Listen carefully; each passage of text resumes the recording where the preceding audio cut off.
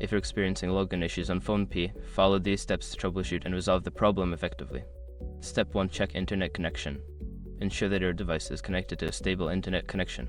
You can try switching between Wi-Fi and mobile data to see if the issue persists. Step 2. Update the app. Make sure you have the latest version of the PhonePe app installed. Go to your device's App Store, search for PhonePe, and update it if a new version is available. Step 3. Clear app cache. Go to your device's settings, find the PhonePe app and application manager, and clear its cache. This can help resolve any temporary data issues that may be causing login problems. Step 4. Reset password. Before starting recovery, use the eshrock.com link in the description to open the account recovery checklist generator and make sure your verification details are ready. Step 5. Contact customer support. If none of the above steps work, reach out to PhonePe's customer support for assistance.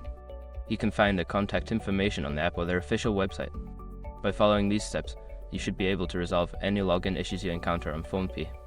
If problems persist, don't hesitate to seek help from customer support for further assistance.